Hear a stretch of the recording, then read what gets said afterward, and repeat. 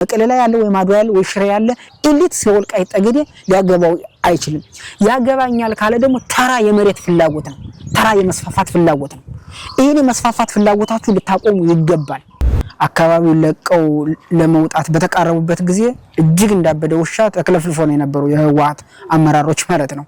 ቲፒኤልኤፍ መዋቅራዊ የሆነ ችግር ወይም በደል ሲፈጽም ምንድነው የሚያደርገው? የመጀመሪያ ታርጌት አድርጎ የሚሰራው በኢኮኖሚ የተጎዳ ወጣት እንዲፈጠር ተደርጓል።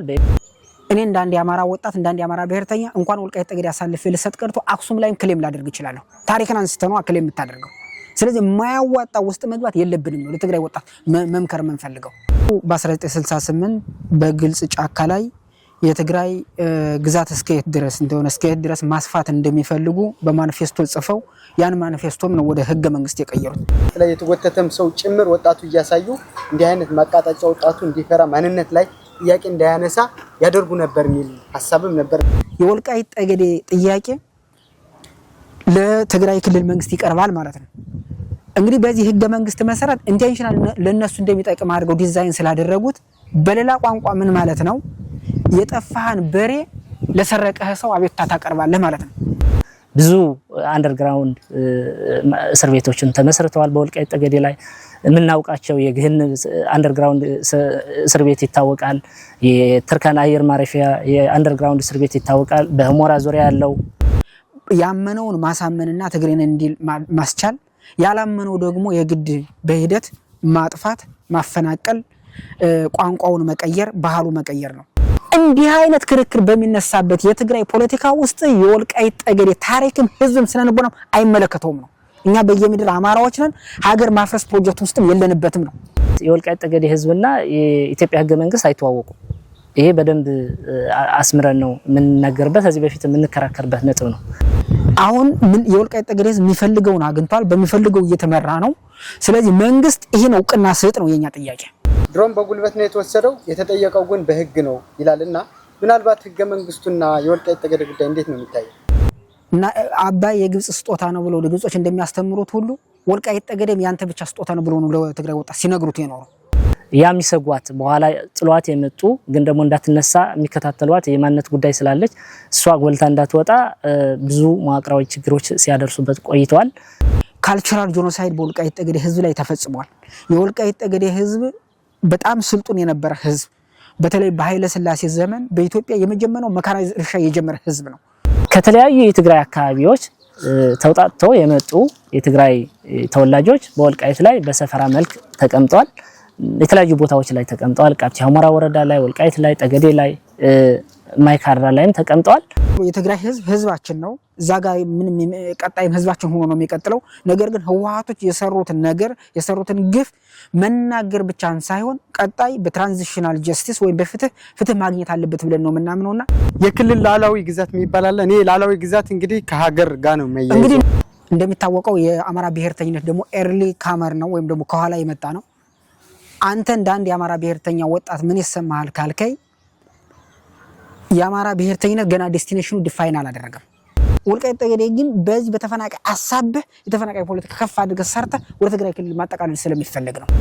ለምን ትግራይ እንደሆነም የቋንቋ አንድ መለኪያ ተመዞ ኢትዮጵያ ውስጥ ፍትሃዊ ዳኛ ቢኖር ኑሮ ወይም ደግሞ ፍትሃዊ አካል ቢኖር ኑሮ ይሄን ቃልም ሊናገሩት አይገባም የነበረ። ታዲያ ህወሓት አንዱ በጦርነት ገብቼ ነው የትግራይን ተፈናቃይ መመለስ ይላል። ስንት ሚሊዮን ህዝብ አስጨርሰ ነው ስንት ሺህ ተፈናቃይ የምትመልሰው? በሰላም መኖርስ ይቻላል ወይ በኃይል? እነሱም እዚህ ያሉ ሰርግ ተጠርተው ገብተው እኮ በአማርኛ ጨፍረው ነው የሚመጡ ወልቃይት ጠገዴ ማለት። የወልቃይት ጠገዴ ህዝብ ጥያቄ መዋል ማሳደር የወልቃይት ጠገዴ ህዝብ ከማስከፋት የዘለለ ፋይዳ ሊኖረው አይችልም። ህወሓቶች በነገራችን ላይ ያሸነፍናቸው በሁሉም በመጡበት አመጣጥ ነው። ያ ማለት ምን ማለት ነው?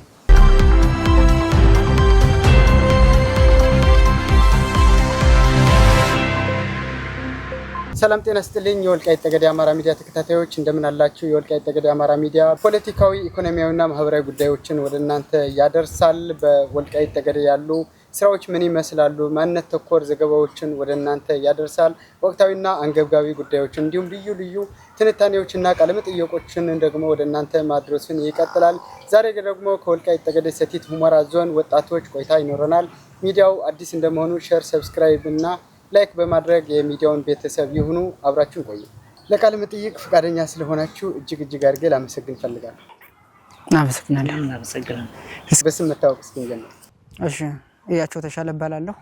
የወልቃይት ጠገዴ ወጣት ነኝ። የማንነትና ኮሚቴም አባል ነኝ። ፋኑስ በየነ እባላለሁ። የወልቃይት ጠገዴ ወጣት ነኝ። የማንነት ኮሚቴም አባል ታጋይ ነኝ። መልካም እንግዲህ እያቸው ዋንተ ጋር ልምጣና የወልቃይት ጠገዴ አካባቢ የትግራይ ኤሊቶች ይህን አካባቢ የትግራይ ግዛት ነው፣ ጥንተ ማንነቱም ትግራዋይ ነው ህዝቡም ይላሉ። በዚህኛው በአማራ በኩል ደግሞ ነው ይሄኛው የአማራ ግዛት ነው ህዝቡም አማራ ነው ይላሉና የወልቃይት ጠገዴ ህዝብ ማንነቱ ምንድነው? ህዝቡ ምንድነው ማንነቱ? እሺ፣ አመሰግናለሁ። እንግዲህ ስለ ወልቃይት ጠገዴ ህዝብ ስንናገር ህዝብ በፊትም ደግሞ ደጋግሞ የተባለ ነገር ነው። ምናልባት የምንናገረው ነገር ለኛ ለወልቃይት ጠገዴዎቹ ሳይሆን ሌላው የኢትዮጵያ ክፍል ያለ ማህበረሰብ፣ ሌላው ዓለም አቀፍ ማህበረሰብ እንዲረዳን ካልሆነ በስተቀር ስለኛ ደጋግመን መናገር አያስፈልግም። እኛ ማን እንደሆን ስለሚታወቅ ማለት ነው። ስለዚህ ከዚህ ተነስተን እንግዲህ የምናወራው ከኢትዮጵያ ህገ መንግስት አንጻር ተነስተንም ሊሆን ይችላል፣ አጠቃላይ ከማንነት ፖለቲካ ተነስተንም ሊሆን ይችላል እና የወልቃይት ጠገዴ ህዝብ በታሪክም ወስደን ስናይ፣ በስነ ልቦናም ወስደን ስናይ፣ በጂኦግራፊያዊ አቀማመጥም ወስደን ስናይ፣ በብዙ መመዘኛዎችን ወስደን ስናይ ፍጹም የጎንደሪያ አማራ ነው። እንግዲህ ስለ ወልቃይት ጠገዴ ስናወራ ከትግራይ ልሂቃን ጋር አያይዘ ስለሆነ ያነሳው በዚህኛው በአማራ ወገን እኛ ራሳችንን አማራዎች ነን ያልነ እንጂ ሌላ ናቸው ብሎ የተከራከረልን አይደለም ያለው። በትግራይ በኩል ለየት የሚያደርገው ከተከዜ ማዶ ያሉት ወይም አድዋ ወይም ከሽሬ ተቀምጦ ያለ ኤሊት ነው ወልቃይት ጠገዴ ትግራይ ነው ሊል የሚችለው እንጂ ከወልቃይት ጠገዴ ባላባት የወልቃይት ጠገዴ ተወላጅ ሆኖ ወልቃይት ጠገዴ ትግራይ ነው የሚል የለም። ስለዚህ በሁለቱ ምናልባት በአማራ ወገንና በትግራይ ወገን የሚለው ንጽጽር ለኔ ተገቢ አይደለም። እኛ በዚህኛው ወገን ራሳችን ነን፣ አማራዎች ነን። አማራ እንሁንም አይደለም እያልን ነው። ራሳችን አማራዎች ነን፣ ታሪካችንም ፍላጎታችንም አማራዎች ነን የሚለው ራሳችን ነው። ይሄ እንግዲህ መነሻ አድርገን የምናነሳው ምንድነው ሁነን ስለተገኘን ነው። ምናልባት እነሱ የተለያየ የታሪክ ፋብሪኬሽን ስለሚፈጥሩ ከታሪክም አንጻር ቢሆን እነሱ ተጨባጭ የሚያመጡት ታሪክ የለም። የወልቃይት ጠገዴ ህዝብ ከአክሱም ዘመነ መንግስትም ጀምሮ ከዛጉዌ ሰለሞን ዘመነ መንግስትም ጀምሮ አጼ ዮሐንስም አጼ ቴዎድሮስም አጼ ኃይለሥላሴም ከመንግስቱ ሬጅም ጀምሮ ከባለፈው ከ27 ዓመትና ወይም 30 ዓመት ከህወሓት አገዛዝ ውጭ ያለው የኢትዮጵያ የሺህ ዓመታት ታሪክ ወልቃይት ጠገዴ ከጎንደር አማራ ከጎንደር አብራክ ተነጥሎ አያውቅም። የጎንደር አብራክ ብቻም ሳይሆን የወልቃይት ጠገዴ ባላባት የጎንደርን መስራች ነው። ጎንደር በባለቤትነት ከመሰረቷት መኳንንቶች መሰረቷት ባላባቶች ዋነኞቹና ፊት አውራሪዎቹ የወልቃይት ጠገዴ ባላባቶች ናቸውና ወልቃይት ጠገዴ አማራ ነው ብቻም ሳይሆን እኛ ምናምነው እንደ ወልቃይት ጠገዴ ወጣት ምናምነው ታሪካችንም አባቶቻችን የነገሩን ይዘን ምናምነው ወልቃይት ጠገዴ የጎንደር ራስ የአማራ አንገት ነው ብለን ነው ምናምነው፣ በማንነት ፖለቲካም በታሪክም ከሄድን ማለት ነው። ስለዚህ እንደዚህ ነው የምንገልጸው እኛ። መልካም ፋኑስ አንተ ጋር ልምጣ። ምናልባት በዚህ ጉዳይ የትግራይ ኤሊቶች የሚያነሱትን የወልቃይት ጠገዴ ማንነትን ተኮር ትግራይ ነው ግዛት የትግራይ ግዛት ነው የሚሉትና ያ ያሉበት ምክንያት ምናልባት ፖለቲካዊ ለማምታታት ፈልገው ነው ወይስ ሌላ የተደበቀ ሚስጥር አለ? ወንድምያቸውም ለመጥቀስ ሞክረዋል። የወልቃይት ጠገዴ ህዝብ ማንነቱ ምንድነው ተብሎ መጠየቅ ያለበትም ሁላ መስሎ አይታየኝም። ለምን የወልቃይት ጠገዴ ህዝብ ማንነቱ የታወቀ ነው። የወልቃይት ጠገዴ ህዝብ ለዘመናት ሲኖር ከበጌ ምድር አማራ ሆኖ ነው የኖረ። ስቲል እስካሁንም እየታገለ ያለም ያ ማንነቱን ለማስረገጥ ያ ማንነቱን ለማስመለስ ነው እየታገለ ያለው። በእርግጥ ቲፒኤልኤፍ በሆነ ታይም ኃይል ባገኘች ሰዓት የአካባቢውን ሪሶርስ ለመቀራመት ተብሎ አካባቢው ሳይፈልግ ህዝቡን ሳይፈቅድ በኃይል ወደ ትግራይ እንዲሆን ተደርጎ ቆይቷል። ነገር ግን ያም ቢሆን 30 ዓመት በኃይል ቢገዛም ህዝቡ በትግራይ ውስጥ ሆኖም አማራ እንደሆነ ሁሉ ሲታገል ቆይቷል። ሲሞትም ሲታሰርም ሲሰደድም ቆይቷል። ይሄን ህዝብ ማንነቱ ምንድነው ተብሎ የሚጠየቅም አይደለም። ማንነቱ የሚነግረህ በትግራይ ስር ሆኖ በኃይል እየተገዛ ማንነቱ ትግራይ እንዳልሆነ የትግራይ ማንነትም እንደሌለው በትግል አሳይቷል። መስዋዕት በመክፈልም አሳይቷል። ስቲል እስካሁንም መስዋዕት እየከፈለ ያለ ህዝብ ነው። ስለዚህ የወልቃይት ጠገዴ ህዝብ ማንነቱ አገርም ዓለምም ያወቀው አማራ ነው። አማራ የበጌ ምድር አማራም ነው።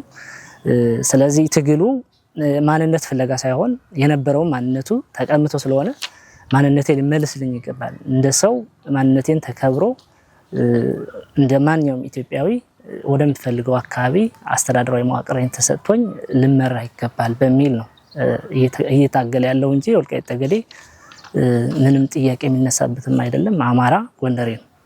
መልካም። እዚህ ጋር እንደው ምን ይነሳል? የወልቃይት ጠገዴ ይህንን አካባቢ በህወሓት ዘመን ብዙ ግፍና መከራ ደርሶበታል። ማህበረሰቡ ላይ የኢኮኖሚያዊ ማህበራዊና ፖለቲካዊ ጫናዎች ነበሩበት ይባላል። ምናልባት ይህንን እውነት ነው? እንደ የወልቃይት ጠገዴ ወጣቶች ትቀበሉታላችሁ? ምናልባት ያንን ኢኮኖሚያዊ ማህበራዊና ፖለቲካዊ መገለሎችና ጫናዎች ደርሶበት ከሆነስ ምክንያቱ ምን ነበር? ልክ ነህ።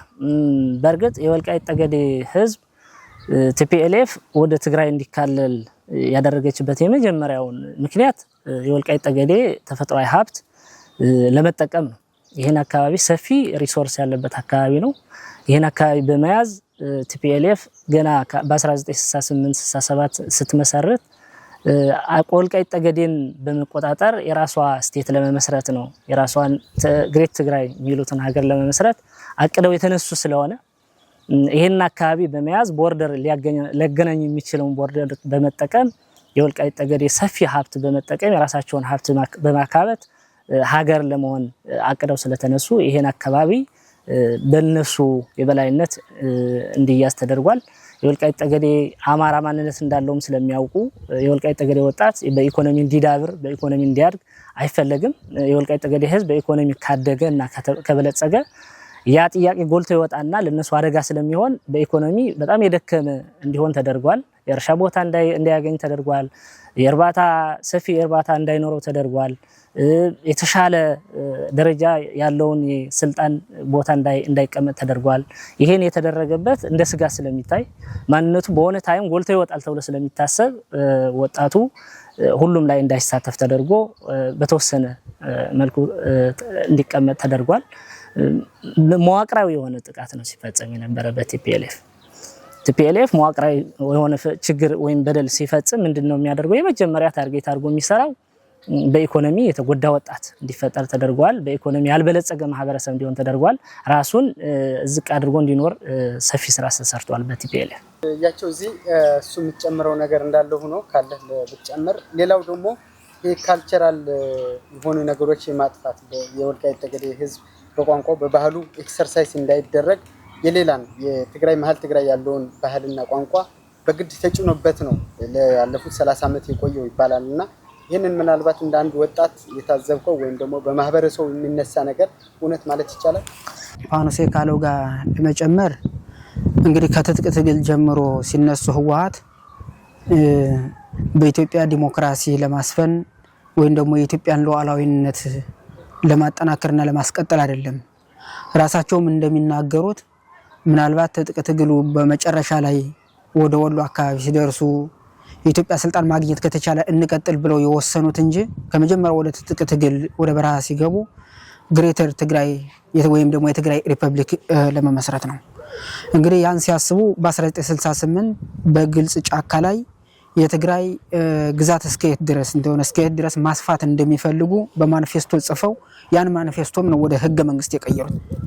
በተለይ የትግራይ ህገ መንግስት ብናየው 1968 ማኒፌስቶ እንጂ። ስለዚህ 1968 ያን ማኒፌስቶ ወልቃይት ወደ ትግራይ ማካለል ሲፈልጉ መሰረት ያደረጉት ፋኖስ እንዳለው አንደኛ አካባቢው ሪሶርስ ፉል ስለሆነ በእንስሳ ሀብትም በመሬት ሀብትም በብዙ ነገር ሪሶርስ ፉል ስለሆነ ያን ሪሶርስ ለመጠቀም ነው። ሁለተኛ አካባቢው 3 ሀገራትን የሚያዋስን ኮሪደር ነው። ወደ ኤርትራም ወደ ሱዳን የሚያዋስን ነውና እንደ በር መውጫ ይሄ የቀድሞ የህወሓት ታጋይ የነበሩት ወይ መሪ የነበሩት ዶክተር አረጋዊ በርሄ በተደጋጋሚ የተናገሩት ነው። ነግደ ዘራጽዮንም ያረጋገጡት ነው ያኔ ሲታገሉ ማለት ነው። ስለዚህ ኮሪደር እንደመሆኑ መጠን ያን ለመጠቀም ሀገር ሲሆኑ የግድ ወደ 3 ሀገር የሚያገናኛቸው ኮሪደር መያዝ ያስፈልጋል። ለዛ ዓላማ ነው። ሶስተኛው አካባቢው ሰፊ መሬት ያለው አካባቢ የነበረ መሆኑ ስለነበረ ከትግራይ በኩል ሰፈራ ለማምጣት በተለያየ መንገድ ከትግራይ በኩል ተፈናቅለው ወደ ሱዳን ይኖሩ የነበሩት እነሱም ሰፈራ ለማድረግ በኋላም በተግባር ያደረጉት ከሰራዊታቸው ተቀናሽ የነበሩት ነው በገፍ ያሰፍሩበት የነበረና ለሰፈራ ዓላማ ነው። ሌላኛው እንግዲህ የዚህኛው ለሰፈራ እንትን ብለናል የተፈጥሮ ሀብቱም ለመቀራመት ብለናል። ይህን ደግሞ ይህን 3-4 የጠቀስነውን ምክንያት ወደ መሬት ለመተግበር አካባቢውን ያመነውን ማሳመንና ትግሬን እንዲል ማስቻል ያላመነው ደግሞ የግድ በሂደት ማጥፋት ማፈናቀል ቋንቋውን መቀየር ባህሉ መቀየር ነው። እንግዲህ በተቻለ መጠን ማፈናቀል የሚችሉትን አፈናቅለዋል። የወልቃይት ጠገዴ ህዝብ ግማሹ ወደ ሱዳን ግማሹ ወደ ጎንደር ወደ ተለያዩ ኢትዮጵያ ክፍል ግማሹ ወደ አውሮፓና ወደ አሜሪካ ላለፉት 30 እና 40 ዓመታት ሲሰደድ ነው የኖረው። እዚህ ውስጥ ያለው ደግሞ ተገዶ የግድ ትግርኛ ቋንቋ መልመድ አለበት የትግራይን ባህል መላበስ አለበት ተብሎ ነው የቆየው። አንድ የወልቃይት ጠገዴ ህዝብ በጣም የሚደነቅበትና የሚመሰገንበት ሌላው ሲሞክሩ ቢያንስ የዘፈኑን የልቅሶንም የፎከራው ግን መቀየር አልቻሉም። በፍጹም ሊቀይሩት አልቻሉም። ይሄ ሳይበረዝ ነው ያቆየው የወልቃይት ጠገዴ ህዝብ ማለት ነው። ብዙ ነገር ሞክረው ነበር። እንግዲህ ከቋንቋ አኳያ ከመጀመሪያውም ጀምሮ ለአድማጮችም ግልጽ ለማድረጋከ የወልቃይት ጠገዴ ህዝብ 3 ቋንቋ ነው የሚችለው። ትግርኛም ይናገራል። ከኤርትራ ጋር እንደሚታወቀው እዚህ ቅርብ ስለሆነም የሚጀምረው ከአያቶቻችን ጀምሮ ትግርኛ ይናገራል፣ አረበኛም ይናገራል። በእናትነት ቋንቋ ደግሞ አማርኛ ይናገራል። ይሄ ምንም የቆየ ነው። የትኛውም አካባቢ ቦርደር ያለ አካባቢ ያለ ህዝብ 3-4 ቋንቋ ባለቤት ነው። ይሄ ጸጋ ነው። እዚህ ላይ ምንም ዳውት የለም። ስለዚህ በዛ አግባብ ያለ ፍላጎቱ ከጫካ ጀምሮ ወደዛ ያካለሉት ስለነበረ ካልቸራል ጄኖሳይድ በወልቃይት ጠገዴ ህዝብ ላይ ተፈጽሟል። የወልቃይት ጠገዴ ህዝብ በጣም ስልጡን የነበረ ህዝብ በተለይ በኃይለ ሥላሴ ዘመን በኢትዮጵያ የመጀመሪያው መካናይዝድ እርሻ የጀመረ ህዝብ ነው። እንግዲህ በ1958 ዓመተ ምህረት እንኳን ብንወስድ በስታቲስቲክስ ታሪክ ላይ ማየት እንደምንችለው ሆመራ ብቻ 1200 በላይ ትራክተር መካናይዝድ እርሻ የነበረበት ነው። የኛ አያቶች በአፄ ኃይለ ሥላሴ ዘመን ሆመራ ላይ ሰርጋቸውን በሄሊኮፕተር ይዳሩና ይድሩ የጥሪ ወረቀት ያስተላልፉ ነበር። እጅግ ስልጡን በኢትዮጵያ ደረጃ መኳንንት በጣም ስልጡን የሚባል ህዝብ የነበረና ያን ህዝብ ላይ ነው የስነ ልቦና ስብራት እንዲመጣ ያደረጉት ማለት ነው። ያን ህዝብ ላይ ነው ካልቸራል ጄኖሳይድ እንዲፈጸም ያደረጉትና ያደረጉት ሂደት በጣም ተጠቅሶ ማያልቅ ወልቃይት ጠገዴ ሲስተማቲካሊ የፈጸሙት ነው ማለት ነው። ሂድን በሆነ መንገድ ለምሳሌ ሴቶቹን ባሎቻቸውን በመሰወርና በማግባት የእንትናቸውን የመቀየር እንደዚህ አይነት ነገር ሁሉ የተሰራ ሆኗል። ዙሮ ይሄን ስንል አሁን እዚህ ላይ ጥላቻ ለመዝራት ምናምን አይደለም። ዙሮ የትግራይ ህዝብ ህዝባችን ነው። እዛ ጋር ምንም ቀጣይም ህዝባችን ሆኖ ነው የሚቀጥለው። ነገር ግን ህወሓቶች የሰሩትን ነገር የሰሩትን ግፍ መናገር ብቻን ሳይሆን ቀጣይ በትራንዚሽናል ጀስቲስ ወይም በፍትህ ማግኘት አለበት ብለን ነው የምናምነውና ከዚህም በላይ መናገር ይቻላል። ከዚህም በላይም ቀጣይ እንናገረዋለን ነው ባጭሩ። ህወሓት ቅድም እያቸው ሲል ነበረ በ1970ዎቹ አካባቢ ጀምሮ ይህንን አካባቢ ሪፐብሊክ ወይም ደግሞ ትልቋን ትግራይ ለመገንባት ብሎ ኢኮኖሚያዊም ማህበራዊም ጉዳዮች እዚህ ጋር ሲደፈጥጥና ብዙ ነገር ሲያደርስ እሱን ገልጾታል። ከዚህ ጋር ተያይዞ የወልቃይት ጠገዴ ህዝብ ያንን ሲመጣ ዝም ብሎ ተቀበለው ወይስ ትግል አድርጓል? ምን ላይ ነበረ? ምናልባት እንደ ወጣት የምታውቀው ነገር። ቲፒኤልኤፍ ከደደቢት ወደ ወልቃይት ለመግባት ስትሞክር የመጀመሪያው በ1972 ቃብቲያ ላይ ሰፊ ውጊያ አድርገዋል። ዝም ብላ ቲፒኤልኤፍ ወልቃይት ላይ መግባት አልቻለችም። ቲፒኤልኤፍ 1972 ሰፊ ትግል አድርጋ ሳይሳካላት ቀርቶ በኋላ ወደ ኋላ የተመለሰችበት ጊዜ ነበረ። 1972 ሁላችንም እናስታውሰው የቃብቲያ ውጊያ ሰፊ እነሱም የከሰሩበት ብዙ ኃይል ያጡበት ውጊያ ነበረ።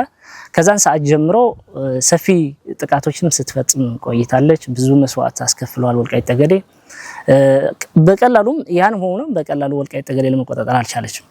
1983 ሁላችንም የምናውቀው ተደራጅታ አዲስ አበባ ከገባች በኋላ 1983 ወልቃይት እንደ አዲስ ውጊያ ነበረ። አዲስ አበባ ከገባች በኋላ ተመልሳ ወልቃይት ተያዘችው። ከዛ በኋላ መንግስቱን ከተቆጣጠሩት መጨረሻ ነው ይሄንን አካባቢ ተቆጣጠሩ። ያ ወልቃይት ጠገዴ መጀመሪያ መያዝ አልቻሉም። አንደኛ በጣም ሰፊ ከፋይ ውጊያ ነበረ። ወልቃይት ላይ የተደራጀ ውጊያ ነበረ። ወልቃይት ላይ ሁላችንም የምናውቀው ነው። እነሱም ራሱ የሚመሰክሩት ነው። 1983 አዲስ አበባ ከያዘች በኋላ እንደ አዲስ ኃይሏን አጠናክራ መልሳ መጣ ወልቃይት ላይ ለመያዝ ሙከራ አድርጋለች። ብዙ መስዋዕትም ተከፍለዋል። ያም ሆኖ በሰላም እጁ አልሰጠም የወልቃይት ጠገዴ ህዝብ። በኋላ ምንድነው የተደረገ? ኦሬዲኛ ሀገረ መንግስቱ ይዘነዋል። አዲስ አበባ ተቆጣጥረናል፣ መንግስት ሆነናል። ስለዚህ አጉል መስዋዕት ባትከፍሉ እኛ ምንም አንላችሁም፣ እናንተ የፈለጋችሁት ይሆናል በሚል በሽምግልና ነው የወልቃይት ጠገዴ ህዝብ እንዲገባ የተደረገ። በሽምግልና የወልቃይት ጠገዴ ታጋይ ጀግናው ታጋይ እንዲገባ ከተደረገ በኋላ ምንድነው ያደረገችው ቲፒኤልኤፍ በስልት ጀግናውን እየተለየ እንዲታሰር በኋላ የት እንደገባን እንዳይታወቅ ተደርጎ ብዙ ጀግኖችን አተናል። በዛ መንገድ ወልቃይት ጠገዴ ግን ቲፒኤልኤፍ በቀጥታ መታ የያዘችው ሳይሆን በብዙ መስዋዕት ለዛም ስልት ታክሎበት በሽምግልና ነው አገሩን መያዝ የቻለችው። ብዙ መስዋዕት አስከፍሏል፣ ብዙ ትግልም ተካሂዷል። ስቲል እንደዛ ሆኖ ወልቃይት ጠገዴ ያስተዳደረችም አሁን እንደምናውቀው አስተዳደርም ቲፒኤልኤፍ ኢህአዴግ የሚባለውን ፓርቲ ከመሰረተች በኋላ የጥምረት ፓርቲ ከመሰረተች በኋላ ወልቃይት ጠገዴ ስቲል እስካሁን እስከ ለውጥ እስኪመጣ ድረስ ብዙ ትግሎችን አሳልፋለች። ብዙ መስዋዕቶችም ተከፍለዋል። አምኖ የተቀበለ አልነበረም ማህበረሰቡ። ይልቁንም ምንድነው የተደረገ ደግሞ ተደፍጥጦ እንዲኖር አንድም ቃል ቢተነፍስ የማንነቱን ጉዳይ ቢያነሳ የቲፒኤልኤፍ በትር እንደሚያርፍበት ስለሚታወቅ ብዙ አንደርግራውንድ እስር ቤቶችን ተመስርተዋል። በወልቃይት ጠገዴ ላይ የምናውቃቸው የግህን አንደርግራውንድ እስር ቤት ይታወቃል። የትርካና አየር ማረፊያ የአንደርግራውንድ እስር ቤት ይታወቃል። በሁመራ ዙሪያ ያለው የአንደርግራውንድ እስር ቤት ይታወቃል። እነዚህ ሙሉ የተመሰረቱ የወልቃይት ጠገዴ የማንነትን ጉዳይ አንስተው ቲፒኤልኤፍን ሊታገሉ የሚችሉ ወጣቶች የሚታሰሩበት በህይወት እያሉ የሚቀበሩበት እድል ተፈጥሮ ህዝቡ እየተሰቃየ ብዙ መስዋዕት እንዲከፍል ተደርጎ ቆይቷል። ስቲል እስክትፈርስ ድረስ የወልቃይት ጠገዴ አምኖ አልተቀበለም ህዝቡ ማለት ነው። እያችሁ እዚህ ጋር የምትጨምረው ነገር ካለ እኔም ሌሎች የወልቃይት ጠገዴ አማራ ሚዲያ ቃለመጠይቆች በሚያደርግበት ጊዜ ትልልቅ አባቶችም እኛም ታስረን ነበር፣ እኛም እንደዚህ ሲያሳዱን ነበር፣ ጓዶቻችን የት እንደገቡም አይታወቁም ሲሉ ነበርና መጨረሻው ምን ለመሆን ነበር? የቅድም ፋኖስ እንዳለው የወልቃይት ጠገዴ ህዝብ ከመጀመሪያውም ጀምሮ አሜን ብሎ አልተቀበላቸውም።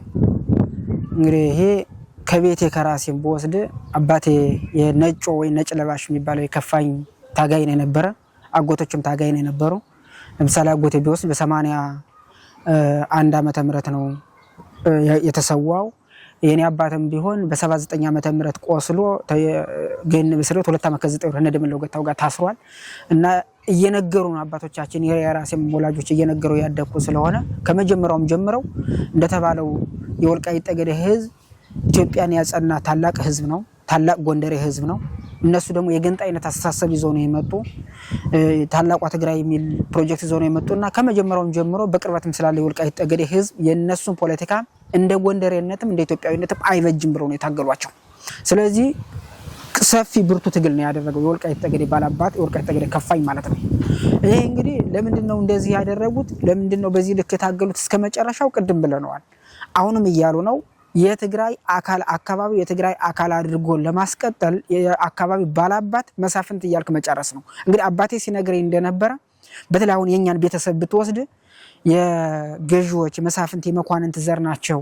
በአካባቢው ትልቅ ታሪክ ያለው ፋሚሊ ትሪ ነውና ያን አጥንተው በጣም ነው የሚያጠቁ የነበረውና ብዙ ግፍ ነው ያሉት። ከኛ ቤተሰብ ያደረሱት ነገር ቀላል አይደለም።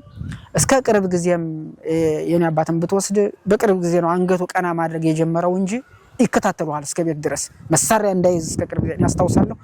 2008 ነው መሳሪያ መያዝ የጀመረው ከእኔ ስወለድ ጀምሮ የተከለከለው ማለት ነው። ምክንያቱም የነጭ ለባሽ የከፋኝ አባል ስለሆነ ብለው ይከታተሏቸዋል፣ ይይዟቸዋል፣ ያስሯቸዋል፣ እንደገና ያጠፏቸዋል። ምክንያቱም እነሱ የማንነቱ እንደገና ማንሰራራቱ የወልቃይት ጠገዴ ጉዳይ እንደማይቀር ስለሚያውቁት ከባድ ነገር ክትትል ያደርጉ የነበረው። ሂዶ ግን የማንነት ጉዳይ በዓለም ፖለቲካም በኢትዮጵያ ኤክስፒሪየንስም አዳፍነህ መቅረስ ስለማይቻል እነሱ የፈሩት አልቀረም፣ ተዳፍኖ ማልቀረም። የወልቃይት ጠገዴ ትግል የፈለገው መስዋዕትነት ተከፍሎ አሁን ላለበት ደረጃ ደርሷልና መጀመሪያውም ጀምሮ አሜን ብሎ የተገዛ የወልቃይት ጠገዴ ህዝብ የለም ነው ባጭሩ።